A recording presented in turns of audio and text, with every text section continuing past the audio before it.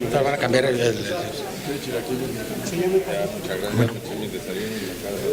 Víctor, bienvenido. Porque ya sé que siempre cuando va uno a una reunión y vas a exponer, no te toca desayunar. De hecho, yo llegué a desayunar a las 7:30 porque ya sabía que no. Bueno, buenos días otra vez a todos ustedes. Víctor, yo creo que Víctor Borrás no necesita mayor presentación, pues es miembro activo aquí del tema de vivienda ya desde hace muchos años. Todos lo conocemos. Víctor, te voy a darte unos puntos muy breves que nosotros vemos con interés. Traemos un speech, pero básicamente, digo, por tu conocimiento te lo decimos de una manera muy breve. Una gran preocupación de nosotros, obviamente, es el fortalecimiento del instituto en el que tú estuviste, sobre todo la seguridad de los trabajadores. Por el otro lado, el otro punto muy importante es los no afiliados. Y en tercer lugar, y no menos importante obviamente, en el tema de las políticas públicas de vivienda, el tema del desarrollo urbano sostenible, para poder nosotros sobre todo hacer las planeaciones. Como tú sabes, la vivienda, el tren de vivienda no se desarrolla de la noche a la mañana, entonces el cambio en políticas públicas nos genera retrasos, genera pérdidas en las inversiones. Entonces ver con esa claridad cómo estaríamos nosotros operando y haciendo nuestras planeaciones en todos los sectores que están, o en todos los subsectores dentro del sector de la vivienda que están aquí representados por todos los actores. Como tú sabes, aquí estamos inmobiliarios, peritos, evaluadores, supervisores, desarrolladores, toda la gama que tiene que ver con el desarrollo de la vivienda. Sin más, te doy la bienvenida. Lo estamos fijando en dos momentos: tu presentación y posteriormente una sesión de preguntas y respuestas para terminar exactamente en una hora. Perfecto. Bienvenido, muchas gracias, Víctor. Vale, muchas gracias. Pues, muy buenos días a todos. Pues ya, sí, efectivamente, prácticamente los conozco a todos. Entonces, pues me da mucho gusto verlos otra vez. Ayer mencionaba que seguimos siendo los mismos y seguimos estando jóvenes, ¿no? Entonces yo creo que sí es algo muy importante de que... Lo más importante. Mira, entonces, bueno, pues me da mucho gusto estar con ustedes el día de hoy y... pues vamos a platicar un poquito, lo voy a hacer de una manera muy coloquial, aunque vayamos recorriendo la presentación. Adelante. Y aquí a veces se menciona el asunto de qué tan importante es para Ricardo Anaya la vivienda, y yo lo que les quiero comentar es que es muy importante, tanto el tema de vivienda como el tema de desarrollo urbano. ¿Me puedes avanzar la presentación? Yo levanto. Mi comentario es que es muy importante, y es tan importante que él ha estado estructurando un plan de gobierno que hasta hoy lo hemos visto de manera aislada, ¿no? Pues hay gente, por ejemplo, que son voceros que están viendo temas económicos, otros voceros están viendo temas de infraestructura, otros están viendo temas de cultura, como a mí me toca ver el tema de vivienda y desarrollo urbano, pero sí hay una estructuración importante, total, que básicamente va enfocada a que busquemos el bienestar de los mexicanos. Y queremos de manera muy importante buscar ese bienestar satisfaciendo los 4 aspectos que son fundamentales para la felicidad o el bienestar de cualquier persona. Algunos tienen que ver con temas económicos, con temas materiales. Es indudable que necesitamos que el país crezca más como ha venido creciendo en los últimos años, que pues es un promedio del 2%, que no es algo como para ir a contar a casa, como dicen los beisbolistas, pero la idea es que el pastel cada vez sea más grande, que tengamos un mayor crecimiento y que podamos también reducir la inequidad que actualmente existe en el país. Yo creo que es una pues un clamor que tenemos en todo el país de que es importante reducir los niveles de pobreza que existen y lograr tener una sociedad más equilibrada, tener una sociedad más justa. Evidentemente, el sueldo y el empleo también son muy importantes en la parte económica y por ello ahí está la propuesta del IBU, del Ingreso Básico Universal, que básicamente pues no solo va a significar una reducción importante de la pobreza, sino también pues para gentes de bajos salarios va a significar un incremento en los ingresos de la familia de manera importante. Y en este eje económico están incluidas vivienda y pensión. O sea, yo creo que son dos cosas que son indisolubles. Más adelante vamos a platicar un poquito de la liga que existe entre vivienda y pensión, pero la vivienda es un satisfactor importante para los mexicanos. Luego hay otros aspectos que tienen que ver con un bienestar más amplio y donde están fundamentalmente temas de salud, temas de educación, temas que tienen que ver con la tecnología, entre otras cosas que se ven en el bienestar. En sentido más amplio está la sociedad y hoy por hoy es donde mayores reclamos existen hacia los gobiernos de que se cambien temas como la inseguridad, como la corrupción, como el hecho de que no se castigue. O sea, estamos viendo evidentemente que se están cometiendo delitos y las gentes que los cometen, bueno, pues no son castigados, hay una impunidad tremenda en el país y también vemos que la democracia, pues yo creo que estamos peor en los temas electorales de lo que estábamos pues hace 20 años aproximadamente, porque se ha venido deteriorando mucho el INE de alguna forma.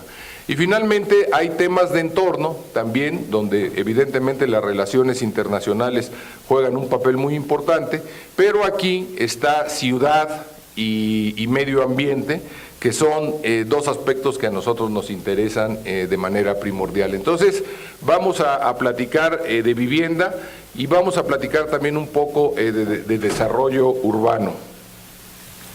Nosotros elaboramos, se ve ahí muy chiquito, pero ahorita lo vamos a ver más en detalle, elaboramos dos estrategias, una que tiene que ver con vivienda, que la vamos a ver más en detalle, y luego vamos a ver algunos aspectos de desarrollo urbano.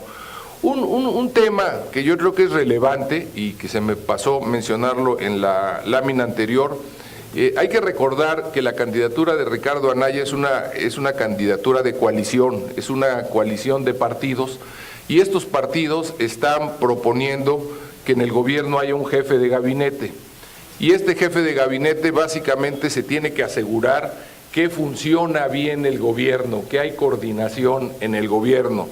Y una de las cosas que hemos pensado es que tenemos que desarrollar una facultad, una habilidad en el gobierno para cumplir lo que estamos prometiendo.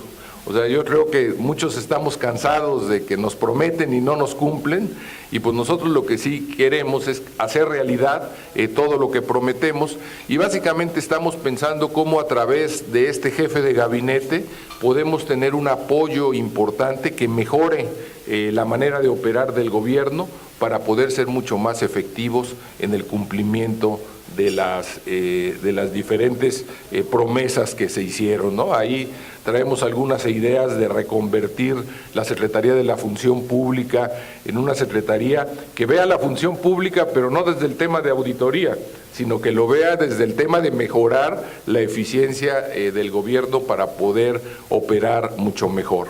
Entonces, desarrollamos 10 estrategias para desarrollo urbano y 8 estrategias para vivienda. Y vamos a empezar a ver las de vivienda y básicamente lo que tenemos es que las 3 primeras tienen muchísima relación con nuestro sector. La primera es que aumentemos la capacidad de compra de la gente. Nosotros no queremos ser un gobierno asistencialista en el cual se regalen las cosas a la gente, pero sí lo que podemos trabajar y vamos a trabajar mucho es en que la gente tenga más dinero para poder comprar una casa. Y ese es el primer eje que tenemos. El segundo eje es que haya vivienda al alcance de todos. Y esta vivienda al alcance de todos, no solo me refiero a vivienda muy económica, hasta residencial, vivienda en renta, temas de autoconstrucción, sino me refiero a que haya una industria sana. O sea, se necesita para que el tema de vivienda prospere, que los que construyen casas sean empresas sanas y sean empresas que de alguna manera tengan un apoyo fundamental por parte del gobierno para que puedan desarrollar mejor sus funciones, ¿verdad? Entonces, tenemos ahí que ver temas desde cómo se manejan las licencias, todos los temas de corrupción que hay en el manejo de licencias, en fin, hay muchas cosas que tenemos que ver, pero en segundo lugar queremos que la industria sea sana. En tercer lugar, que haya créditos suficientes, o sea, no basta que la gente tenga dinero, vamos a decir, para el enganche de una casa y que cada vez tenga más y que tenga más ingresos, sino lo importante también es que haya créditos. Aquí pues, las casas no se compran de contado ni con tarjeta de crédito, entonces el que haya crédito hipotecario, ese es un factor también muy importante.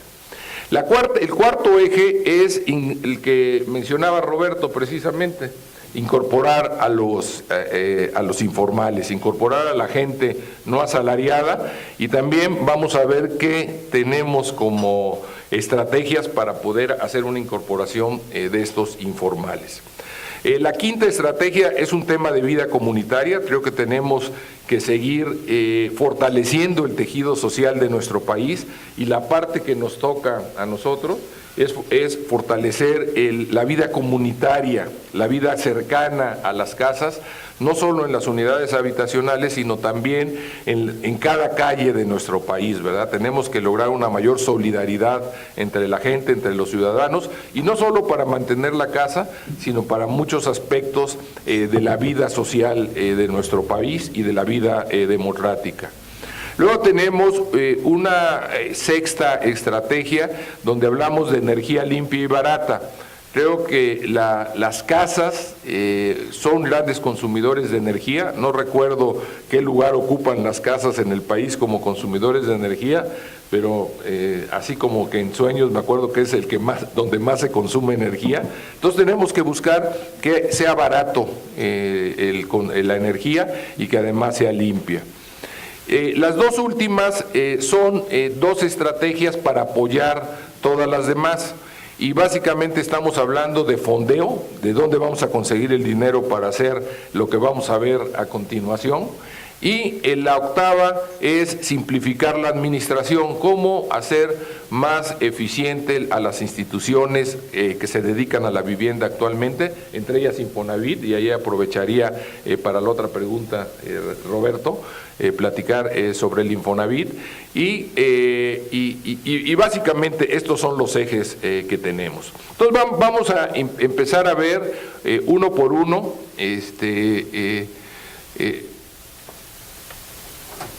a ver, creo que aquí me pusieron otra presentación. Ah, no, sí está bien. Yo soy el que traigo otra aquí. Bueno, el tema de aumentar la capacidad de compra. Y aquí tenemos 5 estrategias importantes. Y las voy a empezar a narrar porque hay un tema que es fundamental, que es el tema del ingreso básico universal. Ustedes han oído seguramente hablar del ingreso básico universal, que es una de las estrategias más importantes que tiene Ricardo Anaya, y hay muchos comentarios, desde el que dice que no es factible hasta el que está, como yo, muy emocionado de que realmente es una gran estrategia a desarrollar en el país. Y básicamente, ¿por qué creo que es muy importante? En la actualidad en México se ha abusado de los programas sociales, pero se ha abusado en mal sentido. Creo que hay 2,000 y pico de programas de apoyo a todo tipo de gente, ¿verdad? Desde la gente de mayor edad, los niños, las embarazadas. Bueno, ahora ya por ahí salió que también hay que apoyar a los ninis. O sea, hay muchísimos programas Y se gasta muchísimo dinero, pero además se gasta de una manera muy ineficiente porque tienes que tener toda una infraestructura burocrática, por ejemplo, para definir y detectar si una persona es nini para poderle dar su lana, ¿no? Entonces, la gran cantidad del dinero se gasta precisamente en esa burocracia que está, está comprobando.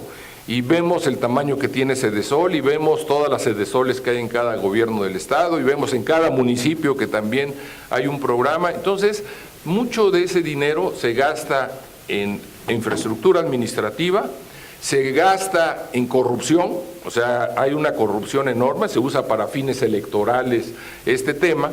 Y son cantidades muy importantes, nada más así del gasto así evidente que tenemos en el presupuesto, anda como alrededor de 400,000 millones de pesos. Entonces, lo que nosotros queremos es eliminar toda esa burocracia, o sea, simplemente ya no va a haber nadie que haga programas sociales porque a todo el mundo se les va a dar. Y ya no tienes que definir si tiene derecho o no, simplemente a toda la gente se le va a dar su ingreso básico universal, que ahorita lo tenemos estimado en 1,500 pesos por persona a todos los mayores de 15 años. Ese es básicamente. Entonces, pues es muy fácil el tema, simplemente hacemos una dispersión bancaria y a todo mundo que cumpla el requisito de tener más de 15 años le vamos a dar su ingreso básico universal. Y ese ingreso básico, en los niveles de pobreza, pues va a resolver el tema de todos los días de comer. Pero, por ejemplo, en una familia que gana 6,000 pesos y que son gente que compra casas de vivienda económica, pues esos 6,000 pesos se van a ver incrementados en un 50%, porque 1,500 de él y 1,500 de la esposa, suponiendo que está casado, pues son 3,000 pesos más que van a incrementar en 50% la capacidad de compra o los ingresos que tiene esa persona.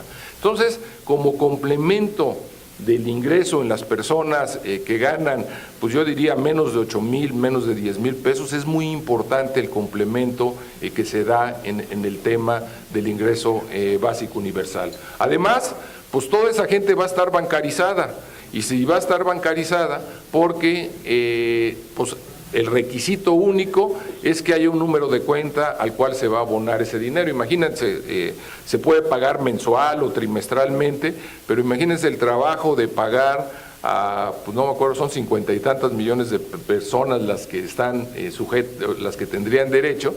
Entonces, pues es un trabajo enorme que si no se hace a través de una bancarización, pues prácticamente es imposible. O a través de una cuenta en el teléfono. De hecho, estamos evaluando las dos opciones, ya sea a través de los bancos o que el propio teléfono sea una cuenta, porque otra estrategia que tenemos es que todos los mexicanos tengan un teléfono celular.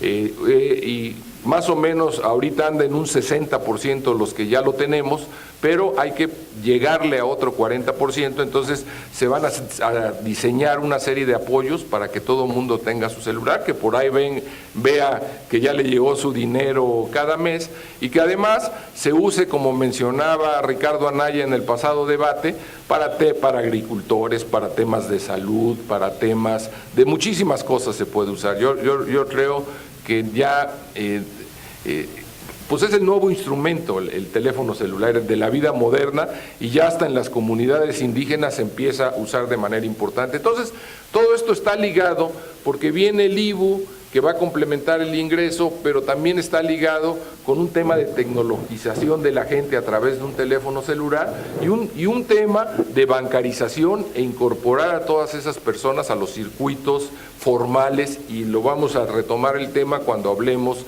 precisamente de los informales, ¿no? Entonces, el IBU es un factor importante. Otro factor importante es el tema del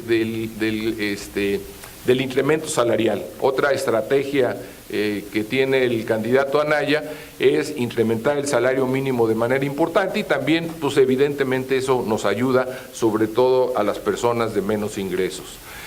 Un tercer tema es el subsidio. Y aquí, pues yo he mencionado, porque me dicen, oye, ¿cuánto dinero va a haber de subsidio? Pues la verdad no sé cuánto dinero va a ser, pero lo que sí les puedo decir es que vamos a hacer un subsidio mucho más inteligente que el actual. Y esa inteligencia del subsidio nos la va a dar el hecho de estar conectados con toda la gente. O sea, si a alguien se le da un subsidio de la vivienda, no es como ahorita, pues que le dan el subsidio y ya no vuelven a ver a ese trabajador o a esa persona jamás, pues simplemente ya se embolsó el dinero, bueno, no se lo embolsó, le sirvió para pagar una casa, pero ya no volvemos a ver a esta persona. Y aquí lo que quisiéramos es que los subsidios fueran al flujo. O sea, que en lugar de poner el subsidio al frente, le prestamos una cantidad mayor que no puede pagar, que le falta dinero para pagar, pero cada mes, a través de este instrumento, le vamos a estar dando el complemento para que pueda pagar el crédito. Y eso te genera muchísimas ventajas. Por ejemplo, si ese cuate gana 10 veces salario mínimo, por ejemplo, pues le dejamos de ayudar. O sea, ya no tenemos por qué ayudarlo, ya hasta aquí llegó el subsidio porque tú ya tienes la lana, ¿no? O incluso podemos hacer como son las becas escolares, que devuelvan el monto del subsidio si están en una posición económica. Entonces, aquí yo creo que la importancia que tiene todo este tema tecnológico y todo este tema del IBU en cómo manejar las cosas es importantísima, ¿verdad? Aquí simplemente estoy poniendo un ejemplo de los subsidios, pero suponiendo que sigamos usando el monto actual de subsidios que se va a dar, pues esto se va a multiplicar por 100 o por 200, vamos a decir, en cuanto al número de beneficiados, porque el dinero se va dando en el tiempo y no se está dando al frente como sucede actualmente, y a las personas, a los desarrolladores de vivienda les da lo mismo, ¿verdad? Básicamente, en lugar de haber un subsidio, hay un crédito mayor que va a ser pagado a través de un apoyo en el flujo a estas personas. Entonces, este es el otro tema. Otro tema que tenemos, que es el cuarto, es trabajar con los bancos en sus políticas de riesgo. Ya tuvimos una primera reunión con la Comisión de Vivienda de la ABM y básicamente, ¿qué es lo que está pasando en la banca? La banca, su peor negocio es el negocio hipotecario. Donde menos gana es en el hipotecario. Tiene una rentabilidad menor del 2% en este negocio porque hay una guerra de tasas por un lado y están tomando muy poco riesgo. Entonces la idea es que el gobierno los pueda apoyar mitigando algunos de los riesgos que ahorita tienen temor para poder prestar a segmentos que actualmente no están prestando, como por ejemplo gente de muy bajos ingresos, gente que probablemente no tiene un muy buen historial de crédito o no tiene manera de comprobar sus ingresos, y vamos a trabajar con ellos para poder mitigar esa problemática. Y finalmente, un tema que se nos quedó en la bolsa, aquí Miguel Ángel lo conoce muy bien porque fue uno de los impulsores de este tema, aunque luego me reclamó y me dijo que no quedó como él lo había propuesto. Pero ¿sí te acuerdas, Miguel Ángel, del tema de hacer que tanto la cuenta de vivienda como la de pensión sean intercambiables en los recursos, ¿no? Entonces, esa está hecha a nivel reforma de ley, estuvo a punto de pasar en la Cámara de Diputados y por el H1N1 no pasó, y nuestros amigos del PRI la metieron al cajón y nunca la volvieron a sacar. Entonces, sí es un tema importante que podamos hacer vasos comunicantes entre el fondo de pensión y el fondo de vivienda, de tal manera que cuando la gente es joven pueda hacer uso de una parte del dinero de la pensión para comprar una vivienda, y cuando ya tenga una edad mayor, vamos a decir mayor de 50 años, pueda hacerlo al revés, tomar dinero de la vivienda para mejorar su pensión. Entonces, es algo que pensamos manejar, a lo mejor no va a ser exactamente igual como lo planteamos, esto fue en el 2009, si mal no me acuerdo, pero sigue la idea de que podamos manejar esto de una manera totalmente intercambiable. Entonces, estas son las 5 estrategias que tenemos para aumentar la capacidad de compra de la gente. Luego tenemos vivienda al alcance de todos, y aquí pues simplemente enumero todos los tipos de vivienda que hay y les hago 3 comentarios. Uno es que nos interesa mucho la industria. Yo estoy muy consciente por el tiempo que he estado en este sector que la industria es muy importante y que no la debemos ver como un enemigo del comprador de casas, porque a veces los vemos como un juego de ganar-perder, ¿no? Si gana mucho el desarrollador, es que está perdiendo el que está comprando la casa. O al revés, ¿verdad? Si la casa es muy barata, pues el desarrollador pierde. Yo creo que la industria, por primera vez, lo vamos a hacer en el país, de ponerle un foco muy especial. Y no en un afán proteccionista, ¿no? No piensen que no, pues vamos a tener el acero más barato y cosas por... Pero sí un apoyo para que la industria crezca de una manera sana y pueda construir todas las casas que vamos a necesitar a futuro. Y también, pues, incursionar en otros negocios, por ejemplo, no ha explotado como quisiéramos la vivienda en renta. También tenemos algunas ideas para poder explotar la vivienda en renta. La autoconstrucción, ayer mencionaban en una reunión que el 80%, algo así, de las casas se hace. 62% de las casas son de autoconstrucción en México, ¿no? Entonces, pues aquí lo que pretenderíamos es hacer más eficiente la autoconstrucción. O sea, yo creo que no es malo que la gente construya su casa, pero tiene que hacerlo de mejor forma, y una forma de hacerlo es prestarle para que lo haga más rápido, ¿no? Esa es la manera más natural, o darle asesoría técnica, pues para que no cometa un error y luego se les esté cayendo la casa o algo por el estilo. Entonces, ese es el segundo tema, que realmente tengamos vivienda para todo mundo, de acuerdo a todas las necesidades, de acuerdo a todos los gustos y para todos los mexicanos. En la tercera es el tema de los créditos suficientes, y esto seguramente me lo han oído decir antes, porque era un tema que traía cuando era director del Infonavit, que queríamos que se quitara el candado del número de créditos a los derechohabientes de Infonavit, y estaba uno, y lo más que logramos es que se fuera al segundo crédito. Hacienda no quiso, realmente ellos fueron los que frenaron, que simplemente era quitar dos palabras de ahí, de dar los créditos, y se acabó, los créditos necesarios o como sea. Y yo creo que es muy importante, porque la manera como debe operar esta industria es a través del crédito. Hemos probado mucho el de que la casa, que hagan trueque de casa, que cambien, y no se puede. O sea, la manera natural de hacerlo es a través de comprar y vender. Y comprando y vendiendo, además, se capturan las plusvalías que ayudan a que la gente pueda tener un mejor patrimonio y cada vez pueda ir comprando una mejor casa. Todo lo que nosotros pretendemos es que sea muy ágil el tema de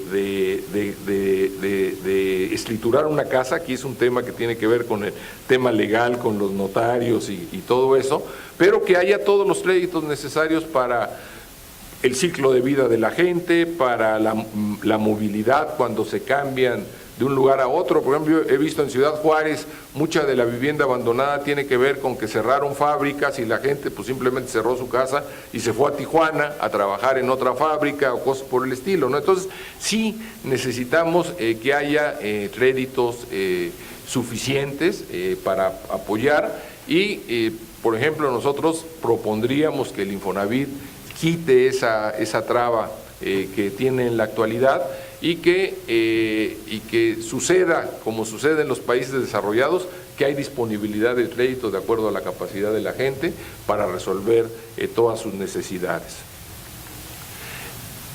El tema de incorporar a los informales. Aquí tenemos tres estrategias, alguna ya lo mencioné, que es el tema de la bancarización. O sea, a través del IBU y a través de la bancarización, pues vamos a tener información de muchísimas gentes que actualmente están en el sector no asalariado, ¿no? Entonces, simplemente eso, pues ya va a ayudar a que las tengamos en el foco, ¿no? Porque, pues digo, no creo que haya que muchos que digan, no, yo no quiero que me den el dinero mensual, ¿verdad? O sea, realmente prácticamente vamos a tener a toda la población de México, pero lo que quisiéramos es que hubiera una nueva institución.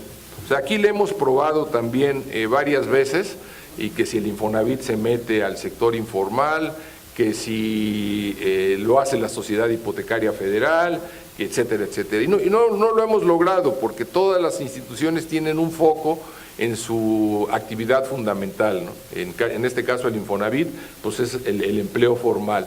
Entonces, la idea es crear una nueva institución muy moderna, muy tecnológica y que básicamente esté ligada con los temas de bancarización y con los temas del IBU, de la distribución del IBU, para efecto de poder diseñar esquemas para esta población y que los recursos vengan de bursatilizaciones. No va a ser una de las aportaciones patronales ni nada, sino, más adelante vamos a hablar de fondeo, pero que vengan de bursatilizaciones que hagamos para efecto de poder dar crédito a este segmento. Y una tercera idea muy concreta que va a redondear este tema es que hagamos un buró de depósitos. Actualmente el buró de crédito dice lo que debe la gente, pero no dice lo que tiene. Entonces lo que nosotros pretendemos es que cuando se haga una consulta al buró, además diga, mira, aquí están todos los saldos promedio de sus cuentas de depósito de estas personas. ¿Por qué? ¿Por qué es importante? Bueno, porque a través de eso los vamos a analizar para darles un crédito.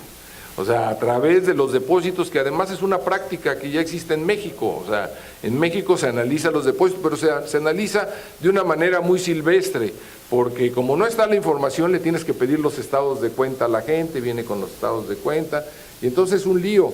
Por ejemplo, yo he visto en un banco en particular que ya tienen este esquema, pero nada más lo pueden hacer con los depósitos que ellos manejan, porque son los que pueden ver, pero no puede. El cliente dice, oye, también tengo dinero en Bancomer, ay, pues eso, no lo puedo ver lo que tienes en Bancomer, tráeme un estado de cuenta, y luego viene la cosa de que si son falsos los estados de cuenta, en fin, es un problemón. Simplemente con que podamos difundir esa información, que no tiene por qué ser secreta, así como es el tema del crédito en el buró, ya tenemos la infraestructura para hacerlo a través del buró con la firma del cliente.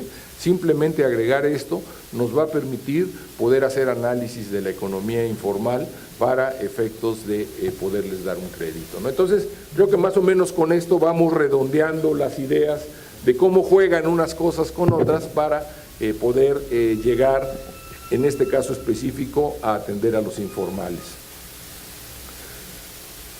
El tema de vida comunitaria, bueno, ustedes lo conocen bien, ha sido un tema que hemos venido trabajando desde hace muchos años. Creo que hay que darle un nuevo impulso, sobre todo por el tema de seguridad, que es un tema que nos duele a todos, y también por el tema de que cada vez el tejido social se está haciendo más débil en nuestro país, ¿verdad? Hay muchos temas de los que se habla, de los sicarios, de que si son menores de edad, que si faltan atención en los hogares, en fin, hay muchos temas y la vida comunitaria, esta en particular debe ser nuestra contribución importante a los temas de seguridad del país. Nosotros debemos tomar esta parte para apoyar otros temas como el de la corrupción, la violencia, etcétera, etcétera, ¿no?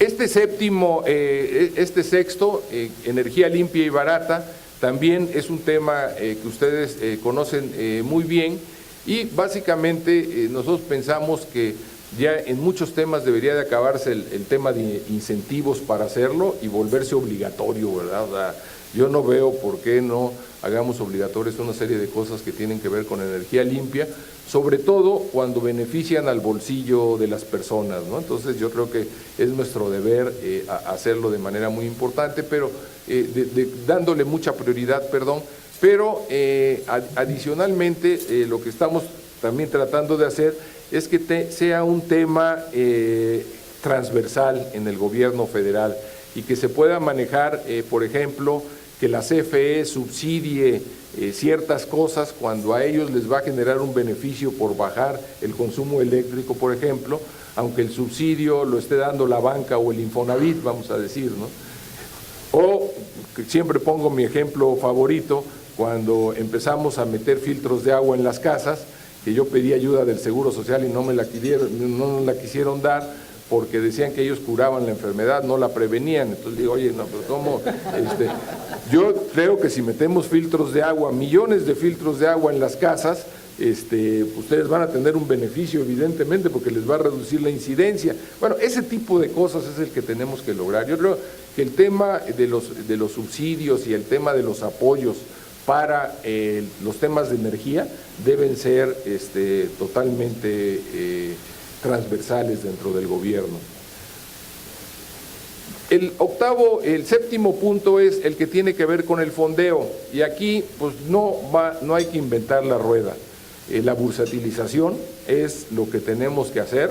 Creo que el país tiene mucha experiencia en los temas de bursatilización, se ha venido haciendo, creo que fue en 2004 cuando hicimos la primera bursatilización de Infonavit, y que ya es una bursatilización que ya se pagó, o sea, ya recorrió toda su vida, nunca se dejó de pagar ni tener un atraso en el pago de intereses, pero además ya se pagó esa bursatilización. Ya no le he seguido la pista, me imagino que ya otras han estado amortizando. Entonces tenemos que usar ese instrumento, pero si no nos alcanza el mercado nacional, ir al mercado internacional. De hecho, ya tenemos hicimos una prueba en su momento en el Infonavit de una colocación internacional, que fue un piloto. También, y lo he mencionado, hemos hablado con el señor Fink, que es el CEO de BlackRock, para efecto de poder tener el apoyo de ellos, que pues es el fondo más grande del mundo en la actualidad, los fondos más grandes del mundo en la actualidad, para poder colocar este tipo de instrumentos a nivel internacional, y que son muy apetecibles. O sea, yo cuando le dije, oye, se podrá y no sé cuánto, me dijo, no, pues si nos van a hacer un favor a nosotros y sacan ese tipo de instrumentos, porque necesitamos más cosas como esas en general en los fondos internacionales. El requisito es que sean créditos bien dados, que haya una casa como garantía, en fin, como para evitar la problemática que tuvimos en 2008, 2009, con aquellos bonos que tronaron en España y en Estados Unidos, en muchos lados. Entonces, bajo el requisito de hacer las cosas bien, o sea, yo creo que hay un mercado abierto muy importante para poder fondear todo esto que estamos platicando. Y finalmente, en el tema de vivienda, simplificar la administración pública. Ahí ya hablamos del tema de crear una institución para el mercado no asalariado. Yo creo, y lo mencionaba ayer, que hicieron en una reunión esa pregunta en específica, yo creo que tenemos que trabajar en el caso específico del Infonavit a perfeccionar su autonomía. O sea, yo creo que fue algo que se quedó en el tintero, que nunca pudimos hacer y está abandonado, pero debemos perfeccionar la autonomía del Infonavit, porque vemos la influencia tan grande que tienen los gobiernos en turno sobre el Infonavit, ¿verdad? Otra vez se vuelve un tema político, empiezan a, como dice, empieza a desaparecer el dinero, en fin, empiezan a pasar cosas que no son deseables. Entonces, yo creo que un tema que tenemos que lograr es la autonomía del Infonavit y llevarla a nivel constitucional, digo.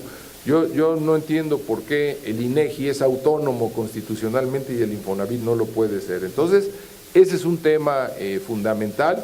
Y otro tema fundamental es el nombramiento del director, que también se quedó en el tintero una propuesta de que el nombramiento del director no debería de ser por parte del presidente de la República, ¿no? Entonces, había desde que si una terna y que la asamblea del Infonavit seleccionaba, en fin, había varias cosas, pero dos determinantes eran que se cumpliera un perfil muy específico de una persona técnica para cubrir la cabeza del Infonavit, y en segundo lugar, que el nombramiento no viniera del presidente de la República. Entonces, yo diría de las cosas más importantes. Otras cosas relevantes que creo que deben hacerse es que todo el mundo esté afiliado al Infonavit. Por ejemplo, yo no entiendo por qué Pemex está afuera, o la Comisión Federal de Electricidad, que están exceptuados, en el 72 los exceptuaron, pero a mí me tocó, por ejemplo, incorporar a la cervecería Cuauhtémoc, que también estaba exceptuada,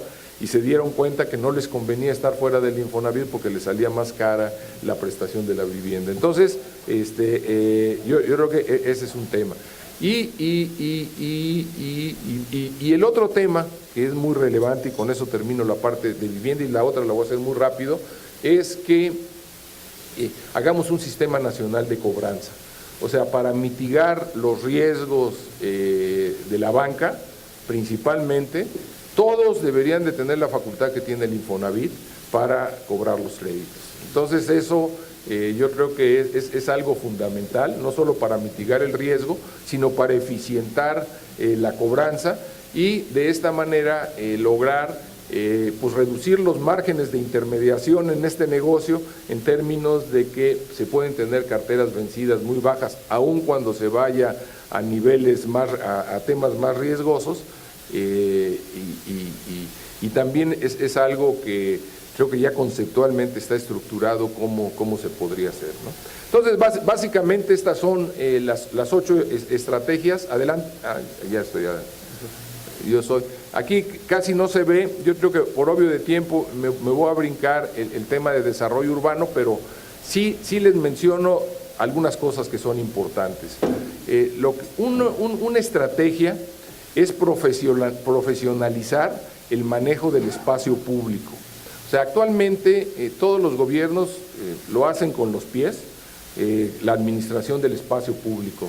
Nunca hemos tenido un city manager como tienen en Estados Unidos, y la gente que administra las ciudades es gente improvisada, gente que dura un periodo electoral, etcétera, etcétera. Entonces la idea es que profesionalicemos toda esta parte en términos de gente capaz y que sean planeaciones de largo plazo, y que los gobiernos fundamentalmente se dediquen al espacio público y que a través de esto se hagan planes de desarrollo urbano, se hagan trazas, se hagan una serie de cosas que deben hacerse para hacer planeación urbana de una manera profesional. Entonces aquí la idea es que cuando menos en las ciudades más grandes del país, las 100, 120 ciudades más grandes, logremos tener una institución autónoma que se dedique a esto y que trascienda los periodos electorales.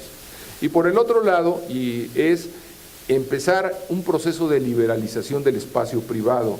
Y aquí básicamente la idea es lograr que cada vez se tenga que pedir menos permisos para temas que tienen que ver con el espacio privado, por ejemplo en temas de usos de suelo, permisos de construcción, porque es un tema de corrupción.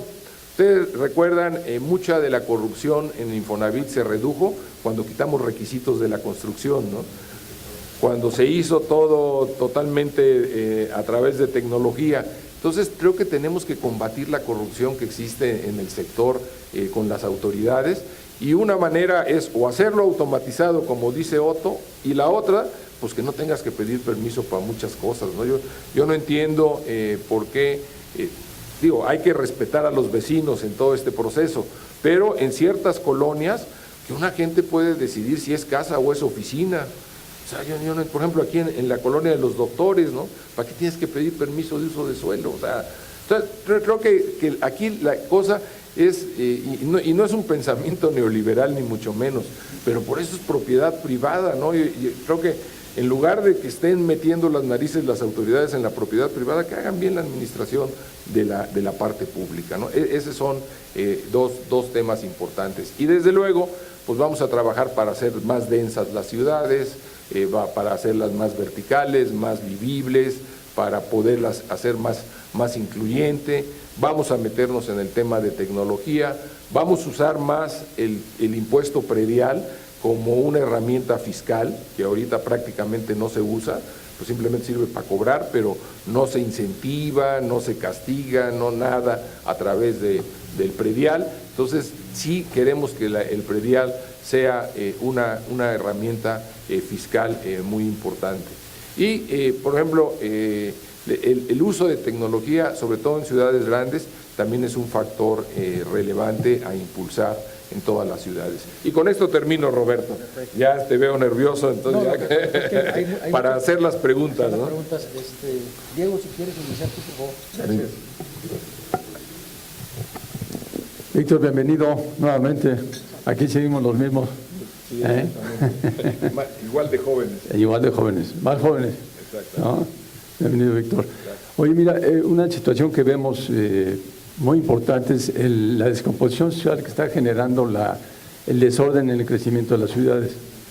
Hay un país que es el norte, otro que es el sur, y en este sentido, ¿qué piensan ustedes cómo resolver esto? Nosotros hemos pensado desde un estudio de gran visión para el país, y de ahí a las 100 ciudades primeras sacarle su plan de largo plazo y que de ahí de su vocación responde al desarrollo urbano, responde al parte de transporte, en fin, desarrollo regional. ¿Dónde ven ustedes la solución en este sentido? Mira, aquí voy a citar a Ricardo Anaya porque este es un tema bien relevante y lo que él dice es que la competitividad no está en los países, está en las ciudades.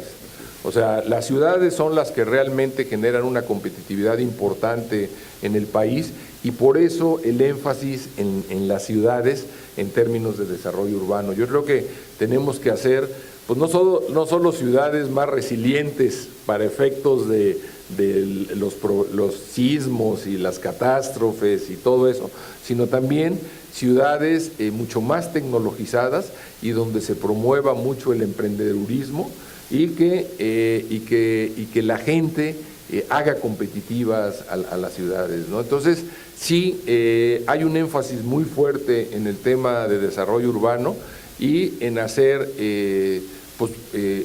las ciudades mucho más competitivas, y eso pasa por hacer lo que dices, ¿verdad?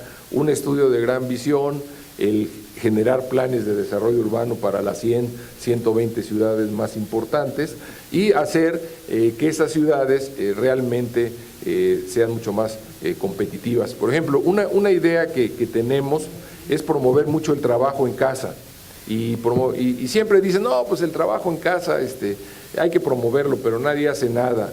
Aquí la idea es dar incentivos fiscales para promover el trabajo en casa, porque al final de cuentas, una persona que no tiene que enfrentar el tráfico todos los días, por ejemplo, aquí en la Ciudad de México, yo estuve 10 minutos aquí enfrente para poder bajarme nada más, por ejemplo, yo creo que puedes decir, oye, yo te voy a cobrar 10% menos de IMSS, por ejemplo, ¿no? O sea, porque tú vas a llevar una vida más sana si trabajas en casa, ¿no?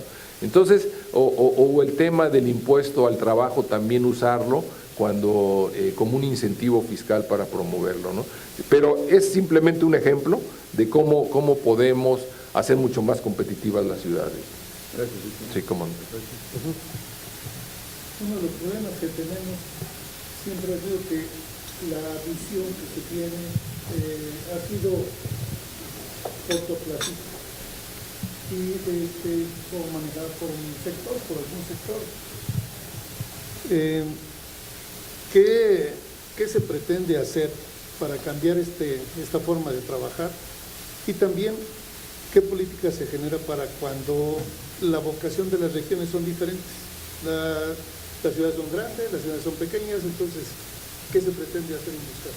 Sí, bueno, mira, yo creo que sí debemos lograr en general cambios legislativos importantes en el tema del cortoplacismo que existe en la actualidad. Yo me recuerdo cuando yo entré al Infonavit, nada más se hacían planes anuales, y cuando se me ocurrió presentar un plan a 5 años, aquí Rosario se debe acordar, mero me corren del consejo, porque si no, usted no tiene la obligación de presentar esto. Le digo, es que la vivienda no se puede planear a 1 año, hay que planearla a 5 años. Pues sí, pero si quiere nada más nos damos por enterados, pero, o sea, me mandaron por un tubo por llevar un plan a 5 años, ¿no? Entonces, aquí tiene que ser anual. Y después hicimos una reforma a la ley para que hubiera planes a 5 años en el Infonavit. Y lo de 5 años es totalmente intencional para que no fueran sexenales, ¿no? Y entonces, teóricamente, este año el Infonavit debería tener un programa hasta el 2023, o sea, porque ya por ley está obligado a tener un programa de largo plazo. Entonces, yo creo que tenemos que hacer cambios legislativos en ese sentido. Seguimos en el país trabajando en presupuestos anuales. Bueno, dicen, es que está el Plan Nacional de Desarrollo. Bueno, sí, pero el Plan Nacional de Desarrollo nadie lo revisa. se presenta ahí, va el presidente con un mamotreto, lo presenta, lo guardan y nadie se olvida de ello. No hay un presupuesto, cuando menos sexenal, para ese programa de desarrollo. Entonces, sí se necesitan hacer muchos cambios legislativos para obligar a los gobiernos a que vean a largo plazo los temas en general, ¿no? Y evidentemente cada ciudad tiene vocación diferente, ¿verdad? Tenemos que tener recetas para ciudades como la Ciudad de México, Monterrey, Guadalajara, por ejemplo, pero otras recetas para ciudades mucho más pequeñas, ¿no? Y yo pienso que ahorita la gran prioridad son las ciudades más grandes, pero esto debería de ser una práctica generalizada en todos lados para hacer, y además hacerlo localmente, ¿no? Yo no comulgo mucho con esa idea de centralizar el desarrollo urbano, que también ha sido un tema que se ha platicado, porque no puedes desde México estar planeando Tinguindín, por ejemplo, ni ahí en Michoacán, o sea, está medio en chino. Nacho. Sí, muy rápidamente, para poder, hay muchas acciones que están hasta el momento desvinculadas: educación, transporte, crecimiento urbano, infraestructura, vivienda. ¿Han pensado en alguna ley general de ciudades para tratar de homologar esto? Mira, yo, de hecho, yo quiero hacer un reconocimiento al senador Búrquez, que él me ha apoyado mucho en todos estos temas de desarrollo urbano. Me ha dado, por ejemplo, la idea esta de espacio público y privado es una idea de él, y mucho de eso está plasmada en la ley que se aprobó en el 2016 de, ¿cómo se llama? Asentamientos humanos, desarrollo urbano, pero hay una ley que se aprobó y una ley que promueve muchos de estos elementos de los que estamos platicando, pero no se han hecho las leyes reglamentarias, está ahí medio en impas esa ley, y incluso viene en una lámina. Lo que nosotros pensamos es impulsar que se implemente esa ley, porque a través de la reglamentación van a salir todos estos temas que están mencionando. La ley, pues, es evidentemente un marco general, ¿no? Pero en la reglamentación yo creo que la podemos aprovechar para tocar esos temas. Oye, y la otra cosa, el IVU, según los datos que dijiste, si estoy en lo correcto, es como en un 4% del PIB, un poquito más. Exactamente, sí. ¿Cómo lo financiaría? Bueno, parte importante es de los ahorros, o sea, de la eliminación de programas, de la eliminación de burocracia. O sea, habría que sumar en el presupuesto todos los programas sociales actuales que se eliminarían, y todos esos recursos irían para financiar el IVU. Luego, todos los temas administrativos que también se eliminarían, y finalmente creemos que se pueden haber incrementos en la recaudación a partir de la incorporación de gentes que ahorita no pagan impuestos, ¿no? Entonces yo también hay un tema de lograr aumentar la base gravable y la participación en la parte de impuestos. Okay. Nos quedan 3 minutos, tengo una pregunta escrita nada más. Ángel, tú eres el que está ahora. La voy a dejar al final esta. Además es el notario de mi empresa allá en Veracruz, hombre.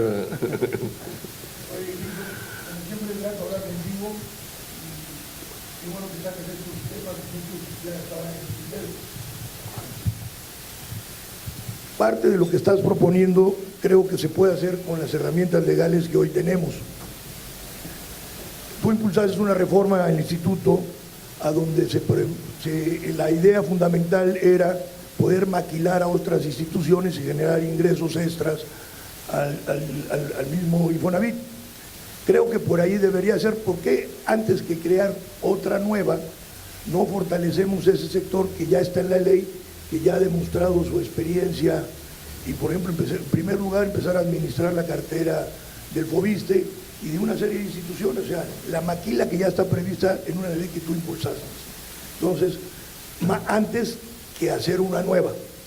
Lo otro es de los créditos, tantos créditos como sujetos seas, pues esos efectivamente nada más hay que quitarle 2 palabras a la ley y echarlos adelante.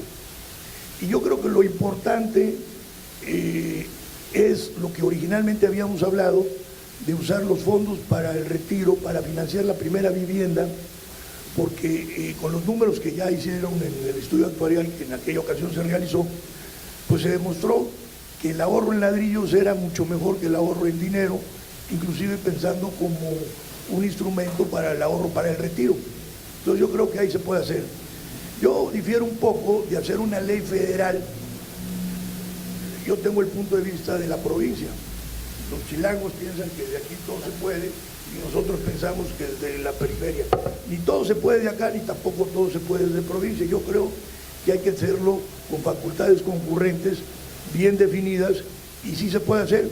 Mira, hay una ley tipo de desarrollo urbano que hizo Vázquez Raña, también es Vázquez, Pedro Ramírez Vázquez, cuando fue secretario, y que es muy buena y que ya prevé parte de lo que tú dices.